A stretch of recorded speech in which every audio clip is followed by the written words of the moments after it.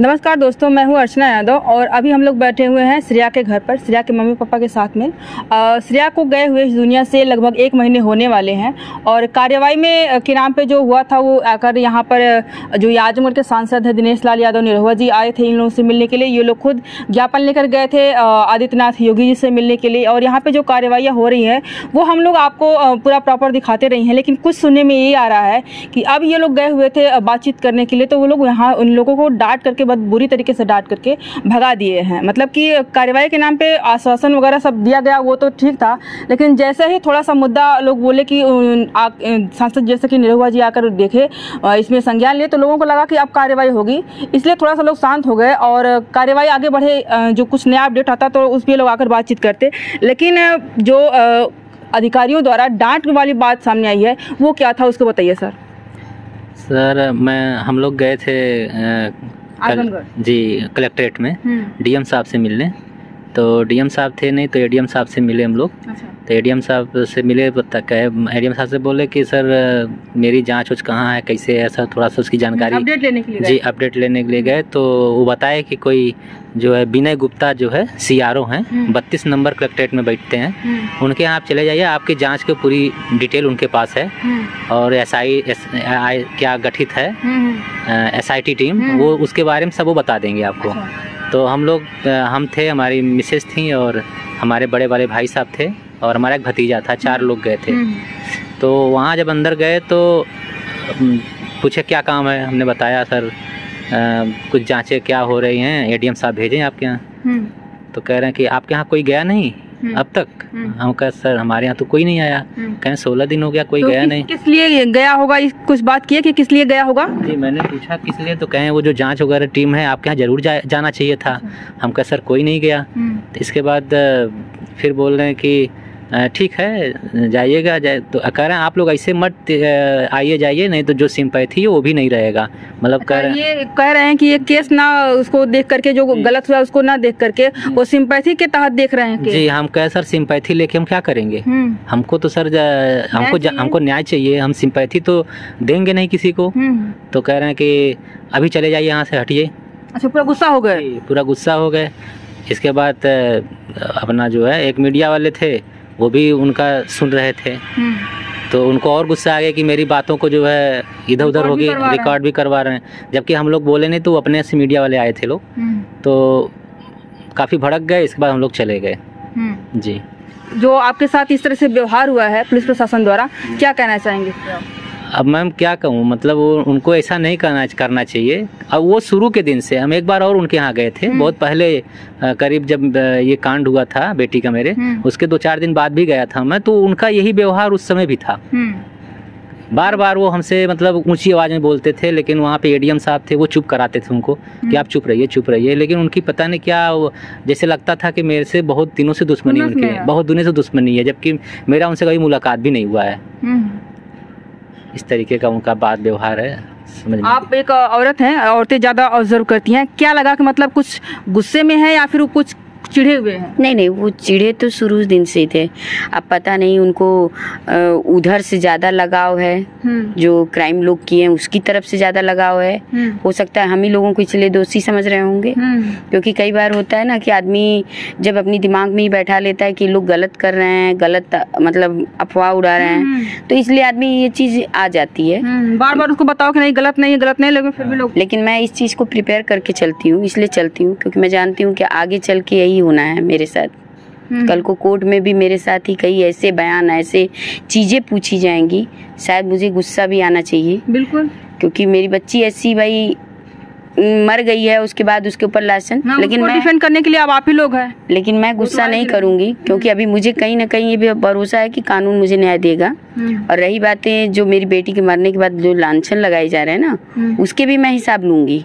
जो लोग लगा रहे हैं डायरेक्ट उनसे लूंगी मैं, और किसी चीज से नहीं। क्योंकि अभी तो नए लोग भी शामिल हो गए। अभी सोनम मिश्रा के पिताजी जो है कवि हैं, राष्ट्र कवि, प्रिंसिपल। अच्छा। उनके पिताजी भी अब सामने आ गए हैं खुल के, क्योंकि अरे वो तो मेरे वो तो बहुत गलत, वो तो आप कमेंट पे अभी वो मीडिया के उस पे कमेंट कर रहे हैं कि आपकी बेटी ऐसे थी, तुम 6 घंटा बात करती थी, मतलब ये सब जो वो आपके मतलब जो आते हैं चैनल, उसी चैनल पे मतलब देहाती क्रिएटर पे वो मैसेज किए उन्होंने कि क्योंकि मैं बोल रही हूँ तो उसी में वो मुझसे सवाल क्या करते हैं सामने से कि जब तुम्हारी बेटी 4 लोगों से बात करती थी तब तुम्हारे पास समय नहीं था। ठीक है, मेरी बेटी क्या करती थी तुम मुझे पता था, तुम्हारी 40-45 साल की बेटी क्या करती थी तुम्हें पता था। तुम कहाँ सोए थे अभी तक? आज तुम्हारी नींद टूटी है जब एक बच्ची की उसने जान ले ली। अच्छा, ये आपने उसमें रिप्लाई नहीं किया कि किसी से बात करना, किसी से अफेयर करना ये एक अलग चीज हो गई, और आप कौन होती है? मैं उनकी पेरेंट्स हूँ, मैं डांटूंगी कि तुम गलत कर रही हो, आप कौन होती है? ये आपने मैं इस तरीके से रिप्लाई नहीं करूंगी। मुझे जो बोलना है आप लोगों के जरिए मैं पहुंचाऊंगी, और पब्लिक तक ही नहीं उनके बाप तक भी पहुंचाऊंगी, जिसको जो कभी है जिसे ये पता नहीं कि एक महिला के अस्तित्व को इस तरीके से नहीं तार किया जा सकता है। बिल्कुल। और ना ये कानून देता है ना ये सरकार देता है। अगर एक महिला को अगर आपने किसी चीज पे या किसी मीडिया के द्वारा आपने गलत किया है तो मोदी जी को भी, योगी जी को भी इस चीज के लिए माफी मांगनी पड़ती है, और आप भी मांगेंगे। मेरी बेटी के अगर गलत आपने इल्जाम लगाए हैं, गलत चीजें बोली हैं, तो आपको माफी मांगनी पड़ेगी इसके लिए, क्योंकि आपकी बेटी ने गलत किया, मेरी बेटी ने गलत कुछ नहीं किया है। मेरी बेटी नहीं, किसी की भी बेटी। आज की दुनिया में कौन जो है कि मोबाइल से बात नहीं करता है? कौन नहीं करता? सही बात है। आपकी बेटी क्या करती है? ये एक बायोलॉजिकल चीज हो गई, उस पे इस तरह का सुसाइड का मैटर एक अलग चीज हो गया। आपको जो मोबाइल मिला था उसके लिए आप पेरेंट्स के बुलाते, आपकी गलती यहाँ पे है, ना कि वो बात कर रही थी उसकी ये गलती है। आप बात को रोकने वाली कौन होती है? और रही बात, उन्होंने चार लड़कों का नाम लिया ना। हाँ। अब उन्हें ये चीज साबित करनी पड़ेगी, कॉल डिटेल में निकालना पड़ेगा कि वो 4 लड़के कौन हैं, और अगर निकला नहीं तो मैं इनके लिए मानहानि का भी दावा करूंगी। कैसे किसी एक मृतक के ऊपर इतना लांछन लगा सकते हैं? लोगों को शर्म नहीं आती है? इनकी जो कमेंट्स है मैंने प्रिंट करवा लिया है, मैं जज साहब को और ये मैं कोर्ट में पेश करूंगा। मैं पेश करूंगी इसको कि ये है कौन। ये अभी हमको पूरा कंफर्म नहीं है कि ये प्रिंसिपल के फादर हैं, लेकिन पता चला मुझे कि ये जो राष्ट्रीय कवि हैं ये प्रिंसिपल के जो है ये सोनम मिश्रा के पिता हैं। ये किसी से हम लोग पता चला है, हम पूरा फाइनल अभी पता नहीं है, लेकिन ये प्रिंट आउट मैं कोर्ट में दूंगा कि इस तरीके से किसी के बारे में डायरेक्ट जज जी जो हमारे न्यायाधीश हैं उनके हाथ में दूंगी कि क्या सर अभी तक ये कानूनी तौर से या किसी तरीके से पारित तो ये नहीं हुआ कि मेरी बेटी अपराधी थी या मेरी बेटी किसी से बात करती थी, तो इस आदमी ने ये जजमेंट कैसे दे दिया मेरी बेटी को? बात करना किसी से अपराध कौन सा हो गया बड़का अपराध? पता नहीं किस कानून की किताब में लिखा, अभी तो हमने भी नहीं पढ़ा। विद्यालय में क्या हुआ इस चीज को लोगों को वो नहीं किया जा रहा है कि विद्यालय में उसके साथ क्या हुआ। ये पूरा केस को जो है खाली बातों पे लाके खत्म कर दिया जा रहा है। अभी तो स्कूल के एक टीचर थे यूपी बोर्ड के, अभी कल रात में उन्होंने जो बात की मेरे बड़े भाई साहब से, मैं आपको बता नहीं सकती। शायद वो बयान अगर कोई भी, मैं तो माँ हूँ उसकी ना, शायद आप लोग भी सुनते ना तो भड़क जाते। बताइए। वो मेरे बड़े भाई साहब से कह रहे हैं कि आपके भाई ने आपको फंसा दिया। आपकी जो बेटी थी, उनकी बेटी जो थी, वो माँ बाप पहले से जानते थे। हाँ, हम जानते थे, कौन माँ बाप नहीं जानता है कि एक लड़की जो है कि कंबाइंड स्कूल में मेरी अभी 40-50 दिन पहले कंबाइंड स्कूल में ना पढ़ रही थी जहाँ लड़के लड़कियाँ थी, तो मैं नहीं जानती थी वो किससे बात करती है किससे नहीं। बिल्कुल। लेकिन इस चीज को जजमेंट करने के लिए मैंने किसी को अधिकार नहीं दिया है।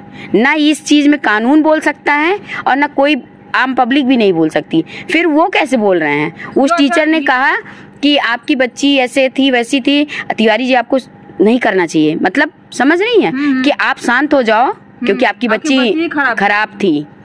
मैं शांत होती हूँ। डाइवर्ट किया जा रहा है, मतलब हर जगह से ये चीजें घुमा फिरा के कहीं न कहीं दिमाग में हम लोगों को ये भरा जा रहा है कि बच्ची आपकी ऐसी थी इसलिए आप लोग शांत हो जाइए। हमारे दिमाग लेकिन मैं शांत होने वाला नहीं हूँ, मैं शांत होने वाला नहीं हूँ। हमारे दिमाग पे प्रेशर डाला जा रहा है कि हम इज्जत के नाम पे, सम्मान के नाम पे दब जाएं, झुक जाएं, क्योंकि उन्होंने बहुत तरीके अपनाए लेकिन हम नहीं झुके। तो उन्हें लग रहा फिर जब मेरी बेटी चली गई, काहे की इज्जत, वो तो है ही।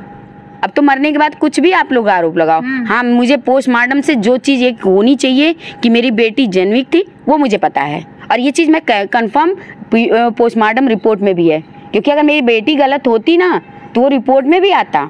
बिल्कुल। क्योंकि आपने आरोप पहले लगाया हुआ था उनके साथ गलत हुआ है। हाँ। अगर ये गलत हुआ होता तो रिपोर्ट में आता कि हाँ गलत हुआ है। अगर उन्होंने नहीं किया तो किसी ने तो किया होगा। मैंने जो आरोप लगाया गलत का, ये गलत कोई जरूरी नहीं कि उसके शारीरिक संबंध से ही होता है, मानसिक रूप से उसके आत्मा को भी हनन किया जा सकता है। कपड़े फाड़ के जो है उसको बेइज्जत किया गया हो, ये भी तो हो सकता है। ये कोई जरूरी नहीं कि शारीरिक शोषण ही जो है, रेप ही जो है उसका कारण बनता है। अगर यहाँ रेप होगा, इस स्कूल में रेप होगा, तो माँ बाप को, हम लोगों को जवाब देना पड़ेगा, क्योंकि लड़के थे नहीं। अगर शायद लड़के रहे होते ना तो वो भी करने में वो नहीं हिचकिचाते। वो तो गनीमत था कि वो गर्ल्स का कॉलेज था। कल हम लोग यही बात कर रहे थे, हम और मिसेज, कि नीतू हम लोगों को अगर डेड बॉडी मिल गई ना तो यही बहुत बड़ी बात है, क्योंकि वो लोग डेड बॉडी भी देने में हमको लग रहा है कि कहीं न कहीं से कुछ न कुछ मतलब वो कर रहे थे। इसीलिए तो स्कूल के बाहर डेड बॉडी रखी हुई थी। क्या करने वाले थे, मतलब कि आप लोग मैम कुछ भी कर देते, कुछ भी कर देते कि लड़की जा रही थी, एक्सीडेंट हो गया, ये कर दिया, वो कर दिया, हमने एम्बुलेंस में ले गया दिखाने, ये भी बता सकते थे। वो तो उन्होंने फोन करके बुला लिया था ना, इसलिए वो पकड़े गए, फंस गए, फंस गए। नहीं तो शायद मेरी बेटी की बॉडी को भी डिस्प्यूज के कर ही देते। रहा होगा, इसीलिए तो कैंपस के बाहर रखा हुआ था। कह देते ये मोबाइल का मुद्दा इसीलिए उठाया गया, बाद में कह देते लड़के के साथ भाग गई आपकी बेटी। बहुत बहुत बड़ा षड्यंत्र है इसमें। अगर ये नॉर्मली किसी को नहीं दिख रहा है तो ये बहुत बड़ी बात है। अगर मेरी सरकार को नहीं दिख रहा है तो ये समझ नहीं पा रहे हैं कि उनके देश में लड़कियां अब सुरक्षित नहीं, उनके राज्य में नहीं सुरक्षित हैं बेटियां। बस हमको इसी चीज का ज्यादा जो है वो हो रहा तकलीफ कि हमारी सरकार भी जो है मतलब बेटियों के बारे में जो बोलती है वो कर नहीं रही है। ये हम लोग बड़ा मतलब अंदर से वो था कि कम से कम बेटियां जो हैं इनके राज्य में सुरक्षित हैं, और बेटियों को अगर कुछ होगा तो बेटी के बारे में लोग बहुत कुछ जो है न्याय दिलाएंगे। लेकिन इस मामले में मैं देखा कि सब बेटियां सुरक्षित नहीं हैं इनके भी सरकार में, खाली की बस बोली है। हमारे लिए या किसी आम पब्लिक के लिए सरकार क्या करती है? किसी के घर राशन पहुंचाती है? नहीं ना। हम अपनी मेहनत से, मजदूरी से कमाते हैं, खाते हैं। हमें जो टैक्स भरना है वो हम भरते हैं। फिर उसके बाद भी हमें ये होता है कि चलो वोट देना है, हमारा एक काम है, एक हम करते हैं, जिम्मेदार नागरिक। लेकिन उस नागरिक के प्रति आपकी कितनी जिम्मेदारी बनती है ये आपने कभी बैठ के कुर्सी पे सोचा नहीं। हम आम हैं, लेकिन इसी आम की जनता के कारण आप जो है एक काम खास बन जाते हैं, कुर्सी मिल जाती है आपको, लेकिन आप ये सोचते नहीं हैं। आज मेरी पीड़ा नहीं दिख रही है तो आप अपने परिवार की पीड़ा कैसे देखेंगे?